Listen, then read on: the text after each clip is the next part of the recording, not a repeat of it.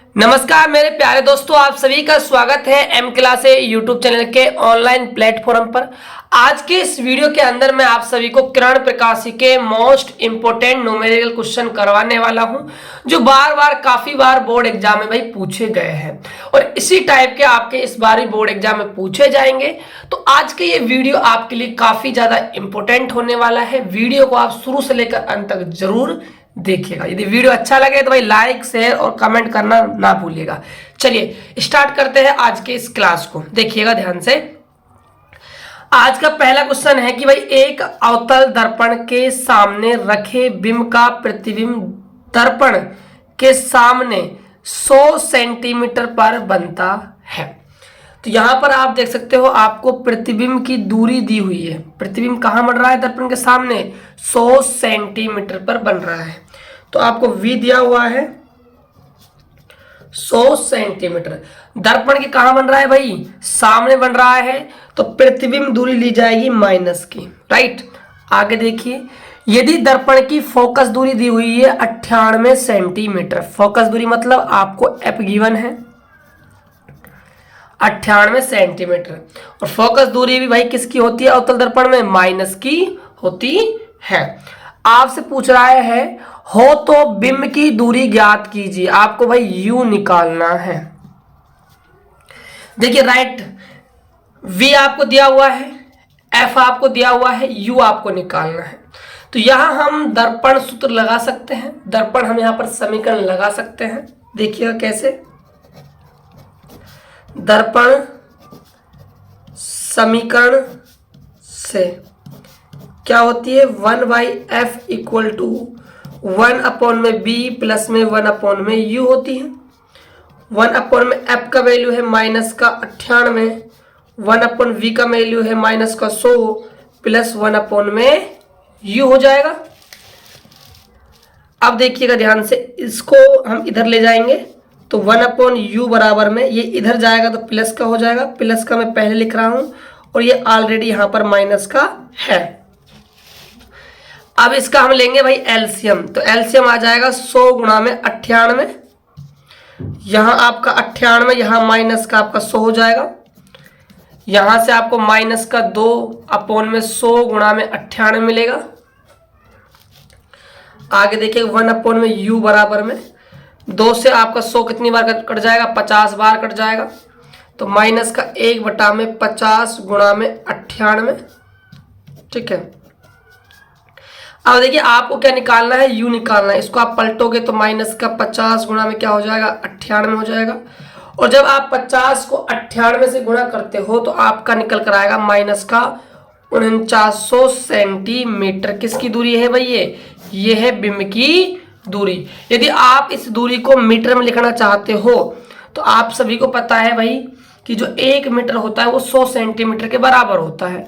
तो यहां से लिख देंगे हम माइनस का 49 मीटर। ये हमारी भाई बिंब दूरी निकल कर आ जाएगी, और बिंब दूरी भाई किसकी आएगी? माइनस की ही आएगी। तो ऐसे आपको इस क्वेश्चन को करना था। अब बात करते हैं हम नेक्स्ट क्वेश्चन की।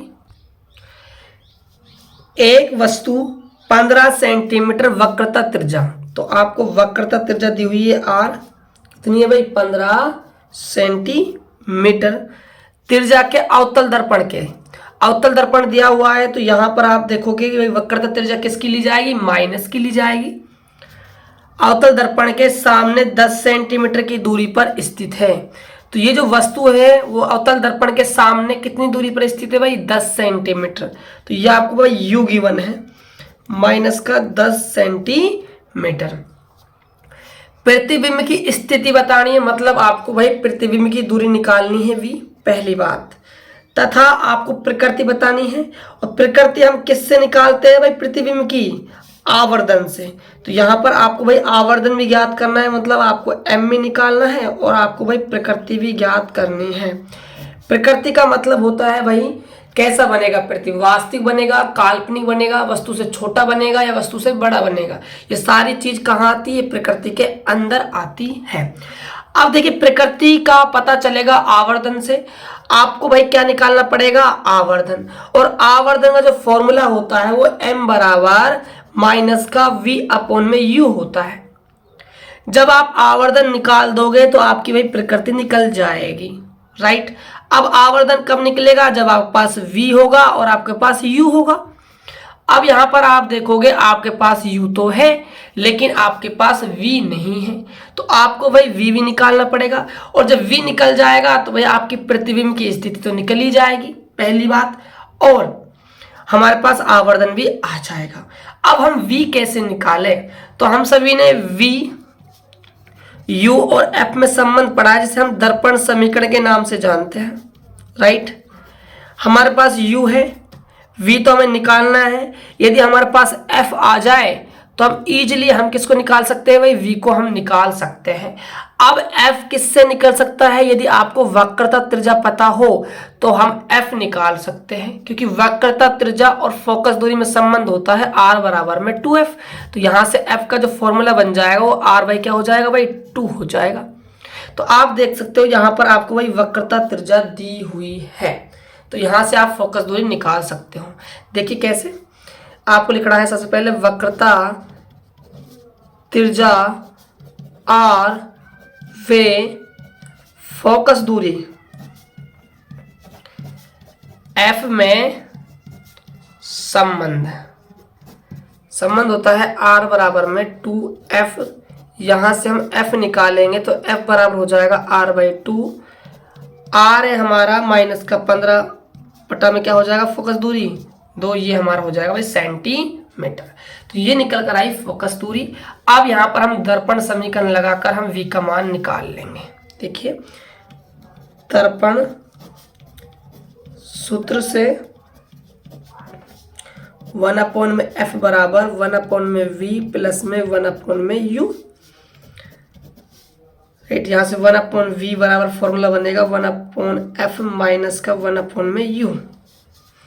तो 1/v बराबर 1 में f का वैल्यू क्या है भाई? माइनस का 15 बटा में 2, माइनस सूत्र में है u है हमारा माइनस का 10 सेंटीमीटर। तो यहां पर हम रख देंगे 10, 1/10। देखिए 2 आपका ऊपर चला जाएगा तो माइनस का 2 बटा में क्या हो जाएगा? 15। माइनस से माइनस गुणा होगा तो प्लस 1 बटा में 10 हो जाएगा। तो v 1/v बराबर में यहाँ से एलसीएम आ जाएगा आपका 150, या फिर आप यहाँ से एलसीएम गुणा मत कीजिए, सिंपल आप एलसीएम यहाँ से 30 ले लीजिए ना, कैलकुलेशन बड़ी हो जाएगी। एलसीएम आ गया आपका 30, राइट। अब देखिए 15 दूनी 30, 2 से गुणा होगा -2, 4 माइनस का 10 का भाग 30 में 2 का 3 बार, 1 से गुणा होगा 3, तो यहाँ से मिलेगा माइनस का 1 बटा में 30। 1/v का मान है, हमें किसका मान निकालना है? v का। तो v हो जाएगा माइनस का 30 सेंटीमीटर। तो यहाँ से आप कह सकते हो जो प्रतिबिंब है, जो प्रतिबिंब हमारा बन रहा है वो दर्पण के सामने, कहाँ पर? दर्पण के सामने 30 सेंटीमीटर की दूरी पर बनता है। तो ये तो हुई भाई दर्पण से जो प्रतिबिंब बना है उसकी स्थिति। अब हम इसकी प्रकृति और क्या निकालेंगे भाई? आवर्धन क्षमता निकालेंगे। तो आवर्धन देखिए, सबसे पहले आवर्धन m बराबर फॉर्मूला होता है माइनस का v में u, माइनस सूत्र में है v का मान कितना है? माइनस का 30 आया है, अपॉन u कितना है आपका? माइनस का 10 है। तो यहाँ से माइनस माइनस प्लस हो जाएंगे, 30 बटा में माइनस का 10 भाग लगाओगे तो माइनस का 3 आपके पास क्या निकल कर आएगा भाई? आवर्धन निकल कर आएगा। तो इसका मतलब क्या है? अब इससे आप पूरी प्रकृति का वर्णन कर सकते हो। कैसे? इसका मतलब क्या, जो बनने वाला प्रतिबिंब है वो वस्तु से क्या है भाई? 3 गुना है, पहली बात। और जब भी हमारा आवर्धन माइनस का आता है तो जो बनने वाला जो प्रतिबिंब होता है वो कैसा होता है भाई? वास्तविक होता है। कैसा होता है? वास्तविक होता है। और कहाँ बनता है? दर्पण के आगे बनता है। तो इस बात को लिखेंगे, बनने वाला प्रतिबिंब वास्तविक बनता है, वास्तविक बनता है, 3 गुणा बनता है, 3 गुणा बनता है। और दर्पण के आगे बनता है।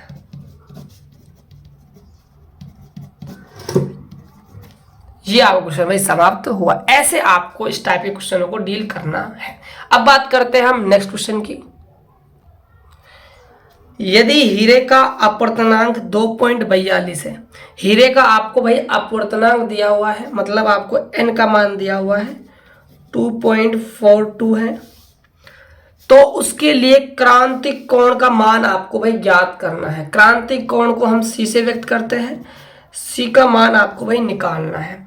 तो देखिए हम सभी ने क्रांतिक कोण और अपवर्तनांक के बीच एक संबंध पढ़ा है, तो उस बात को हम लिखते हैं अपवर्तनांक वे क्रांतिक कोण के मध्य संबंध से। संबंध क्या होता है कि भाई जो हमारा साइन सी है वो 1/n होता है। यहां से हम c निकालेंगे तो साइन इनवर्स 1 क्या हो जाएगा, n हो जाएगा। आगे देखिएगा c बराबर में साइन इनवर्स n का मान है 2.42, ठीक है। अब देखिए यहाँ पर देखो थोड़ा सा ना हार्ड कैलकुलेशन हो जाती है, लेकिन आपको थोड़ी कुछ चीज़ें याद रखनी पड़ेगी भाई। देखिएगा ये आपका क्या है भाई, यहाँ से 1/2.42 है। यदि आप एक में 2.42 का भाग लगाते हो तो ये आपको समथिंग मिलने वाला है 0.413 के आसपास, ठीक है। और आपको यहाँ पर याद रखना है, देखिए 1/√2 होता है, उसका वैल्यू होता है 0.707 होता है, ठीक है। अब देखिएगा ध्यान से, और जो साइन 30 होता है वो 1/2 होता है, उसका वैल्यू होता है 0.5। तो ये कहीं ना कहीं 30 से कुछ पहले वाला कोण है, तो इसको हम लगभग लिख सकते हैं 24.4 डिग्री। इसको भाई थोड़ा सा आपको भाई याद रखना पड़ेगा, ठीक है, क्योंकि अभी तक आपने इतनी खतरनाक कैलकुलेशन नहीं पढ़ी है जिससे कि आप इजीली कोण निकाल सको, ठीक है। चलिए बात करते हैं हम नेक्स्ट क्वेश्चन की। प्रकाश के किसी रंग की वायु में तरंगदैर्घ्य 6000 एंगस्ट्रॉम है। वायु में तरंगदैर्घ्य दे रखी है, तरंगदैर्घ्य को व्यक्त करते हैं हम लैम्बडा से। वायु की है मतलब एयर की है, तो लैम्बडा ए लगा देंगे। कितनी है, 6000 एंगस्ट्रॉम। 6000 एंगस्ट्रॉम को मीटर में बदलेंगे तो 10 की घात -10 से मल्टीप्लाई करेंगे। अब 6000 को हम 6 गुणा 10 की घात 3 कह सकते हैं, गुणा में 10 की घात -10 है, तो यहाँ से 6 गुणा 10 की घात -7 मीटर हमारे पास क्या है भाई, तरंगदैर्घ्य निकल कर आ जाएगी वायु की, जो जल में 4500 एंगस्ट्रॉम हो जाती है। और जल में भाई कितनी है, लैम्बडा वाटर 4500 एंगस्ट्रॉम है। 4500 को हम 45 गुणा में 10 की पावर 2 कह सकते हैं, और एंगस्ट्रॉम को चेंज करेंगे 10 की घात -10 से गुणा कर देंगे, तो यहाँ से 45 गुणा 10 की घात -8 मीटर हमारे पास तरंगदैर्घ्य आ जाएगी। जल में प्रकाश की चाल क्या होगी, जल में प्रकाश की चाल पूछिए तो वेग पूछा है कहाँ, वाटर के अंदर, ये हमें भाई निकालना है। अब देखिएगा ध्यान से, आपको वेवलेंथ दी हुई है, तरंगदैर्घ्य आपको दी हुई है, और आपसे क्या पूछा जा रहा है, वेग पूछा जा रहा है जल के अंदर। जल के अंदर चाल पूछी जा रही है, राइट। अब सुनना ध्यान से, तो हमने तरंगदैर्घ्य और वेग के अंदर एक संबंध पढ़ा है, सुनिएगा ध्यान से। यहां लिखेंगे हम तरंगदैर्घ्य वेग संबंध से। संबंध क्या होता है कि जैसे मान चलिए लैम्बडा ए है हमारा, वायु की वेवलेंथ अपॉन में वाटर की वेवलेंथ जो है, ठीक है, मतलब लैम्बडा ए अपॉन में लैम्बडा डब्ल्यू हमने लिखा है, ठीक है। तो इसमें क्या होगा, यहाँ ये बराबर होगा एयर में वेग अपॉन में वाटर में वेव के, मतलब वाटर में वेग के, है ना।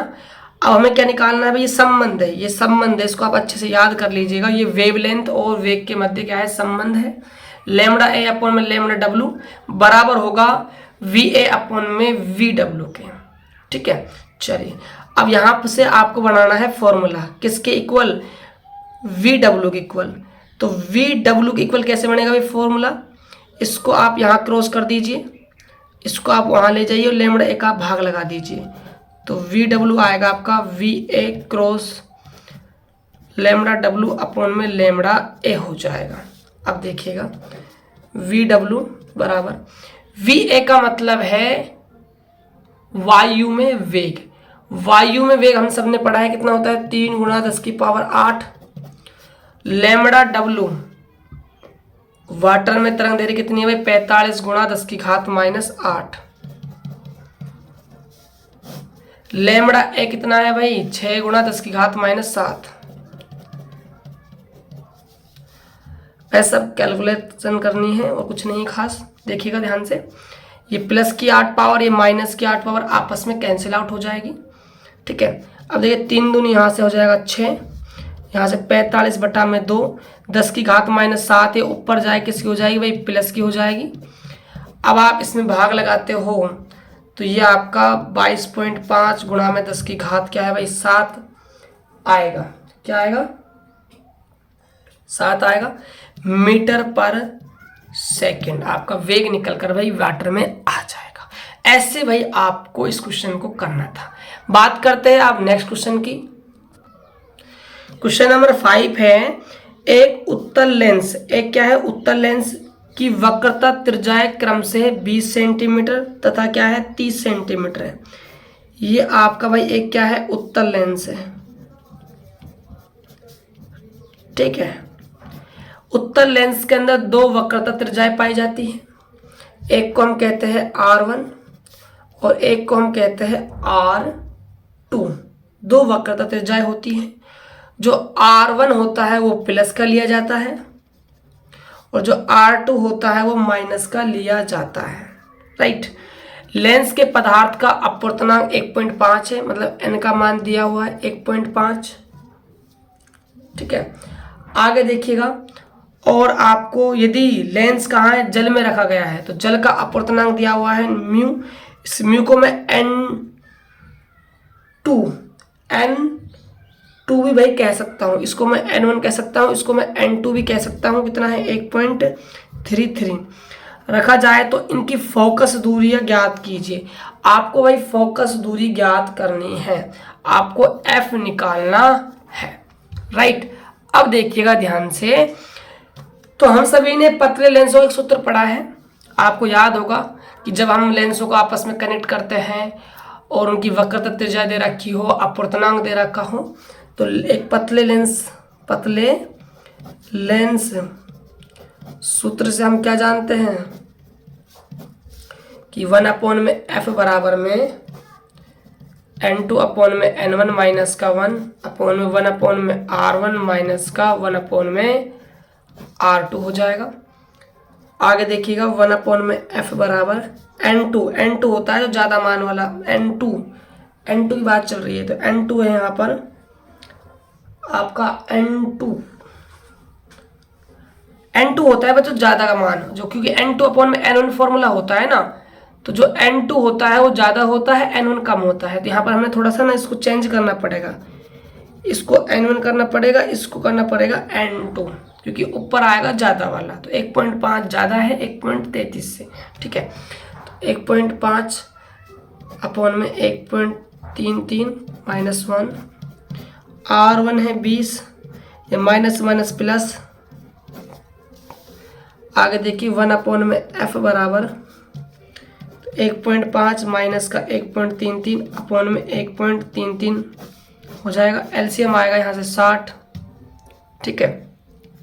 3 प्लस में क्या हो जाएगा 2 हो जाएगा, ठीक है। यहाँ से आप इसको घटाते हो तो ये आपको मिलेगा 0.17 अपॉन में 1.33 गुणा 5 बटा में कितना हो जाएगा 60 और 12 पंजे हो जाएगा 60, 12 से कट जाएगा 0.17 अपॉन 1.33 इंटू 12, ठीक है। एफ निकालोगे आप तो 1 पॉइंट पलट दोगे भाई ऊपर इनको अपॉन में 0.17।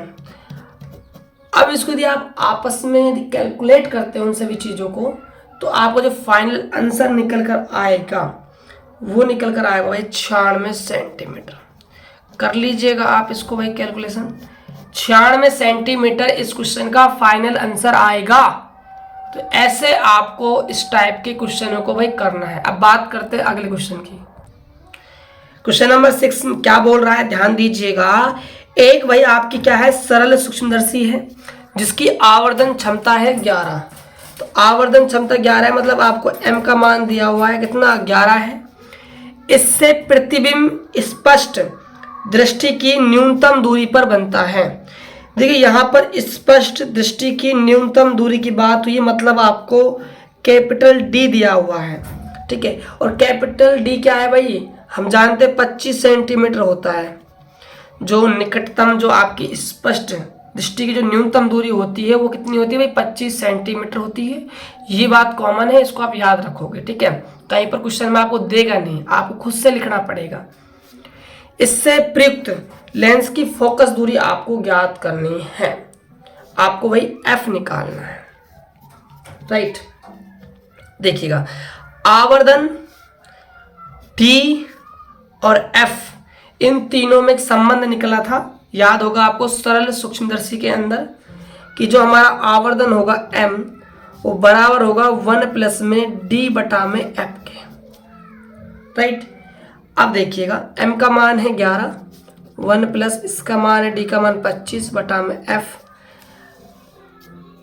1 को इधर लेके जाएंगे तो 11 माइनस 1 इक्वल टू 25 बटा में f हो जाएगा। और यहाँ से 25 बटा में जो f है वो किसके बराबर आ जाएगा, 10 के बराबर आ जाएगा। हमको f निकालना है तो वज्र गुणा करेंगे, f को वहाँ भेजेंगे तो ये 10f हो जाएगा, बराबर में 25 हो जाएगा। यहाँ से आप f का मान निकालते हो तो आपको मिलेगा 25 बटा में 10, डिवाइड करते हो तो 2.5 सेंटीमीटर आपकी भाई फोकस दूरी निकल कर आ जाएगी। बात करते हैं अगले क्वेश्चन की। क्वेश्चन नंबर 7 है, एक खगोलीय दूरदर्शी की रचना सामान्य समायोजन में आवर्धन क्षमता 50 के लिए की जानी है। आवर्धन क्षमता दी हुई है, m का मान कितना है भाई, 50 है, राइट। आगे देखिए, यदि नलिका की लंबाई कितनी है, 102 सेंटीमीटर, l का मान दिया हुआ है 102 सेंटीमीटर है, तो अभिदर्शक एवं नेत्रिका की क्षमता क्या होगी, ठीक है। अभिदर्शक एवं नेत्रिका की क्षमता क्या होगी। जो अभिदर्शक होता है, जो क्या होता है भाई, अभिदर्शक होता है, उसकी हम क्षमता को व्यक्त करते हैं P नोट से, और जो नेत्रिका होता है उसकी क्षमता को हम व्यक्त करते हैं PE से।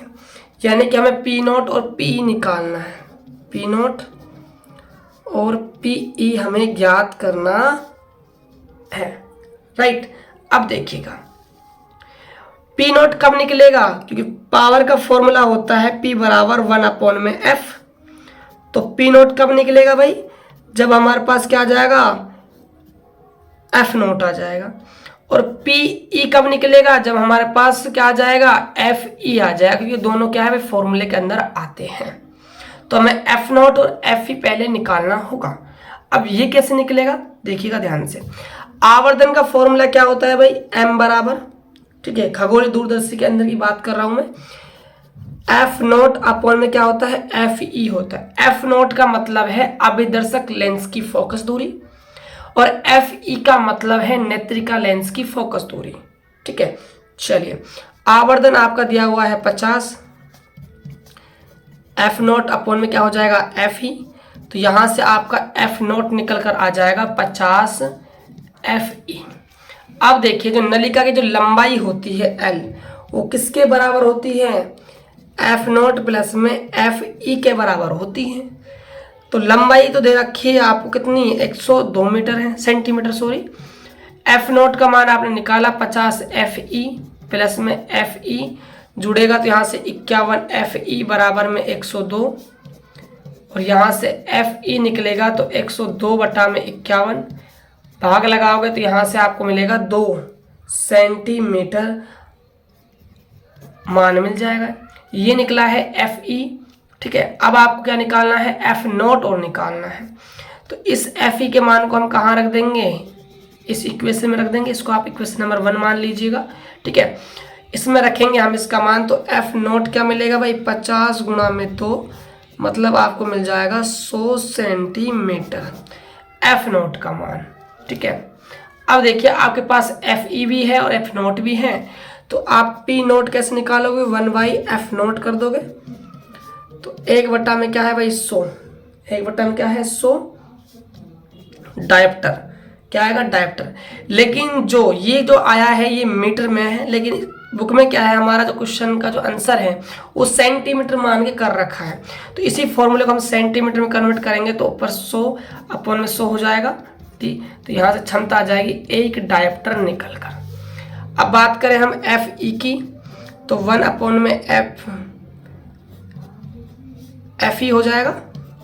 पी निकाल रहे पावर ऑफ आई लेंस की है ना, 100 डायप्टर, तो 100 में यहाँ से आपका है Fe2, तो यहाँ से आ जाएगी आपकी 50 डायप्टर निकल कर।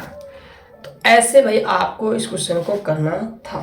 तो ये मोस्ट इंपोर्टेंट 7 जो मैंने आपको न्यूमेरिकल क्वेश्चन करवाए हैं किरण प्रकाशी के, इनको आप भाई अच्छे से तैयार कर लीजिएगा, क्योंकि यहाँ से ही बोर्ड एग्जाम में एक ना कोई सा न्यूमेरिकल आपको जरूर देखने को मिलेगा।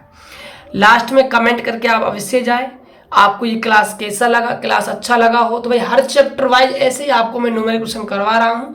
चैनल को सब्सक्राइब कर लीजिएगा ताकि आने वाली वीडियो की जो नोटिफिकेशन है वो आपके पास आ सके। तो मिलते हैं और एक बेहतर वीडियो के साथ, तब तक के लिए जय हिंद, वंदे मातरम, जय भारत।